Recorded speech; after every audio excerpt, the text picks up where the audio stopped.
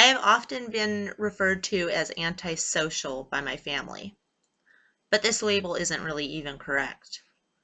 Antisocial folks are actually charming sociopaths that love interacting with others. By being called anti, it is only because they are doing things to harm society, all while still charming them. I'm not that charming. I just don't really like being around large or even small groups of people, hence the misnomer that I am antisocial. I feel easily overwhelmed by people. I am an introvert, and as such, people actually take energy away from me rather than give energy to me. Extroverts, in contrast, actually get energy from other people. By the way, I wasn't always like this. I used to like being with people. I even liked being in front of crowds. I did drama for several years in middle school and I thrived on it, just loved it. Several years later, though, in high school, I started experiencing panic attacks, and this drastically changed my happy-go-lucky personality into one of avoidant introvert.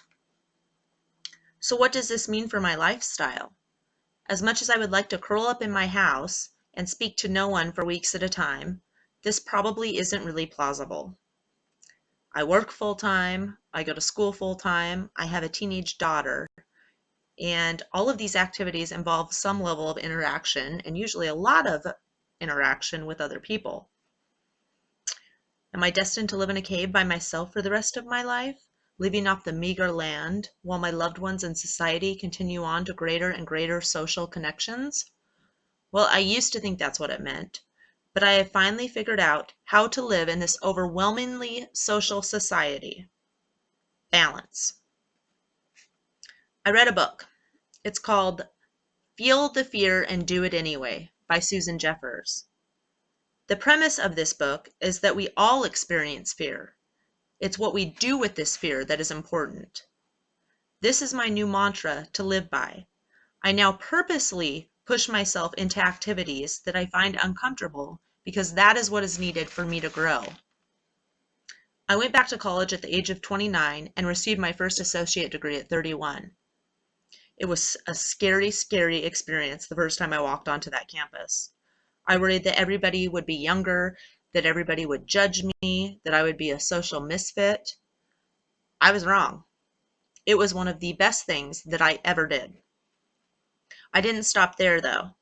This past quarter, I enrolled in a kayaking course. In the past, I never would have willingly agreed to go out in any sort of social function with a bunch of strangers. I have always adored the water and wanted to be out there on the water doing an activity, but felt like I really needed to know the safety behind it. Hence, enrolling in the class. The first class, I was so nervous. I didn't know what to expect. It was a small, intimate group of students, and they all seemed to know what they were talking about. And once again, that old, awkward longing to go away and hide was ever present. I had to physically, emotionally force myself to return to that class the next week. And then something happened. I had a blast. I had pushed past my label of introvert and all of my fears, and I met some wonderful people and learned all of the necessities necessary to go out kayaking on my own. And I did all that and made a new friend even.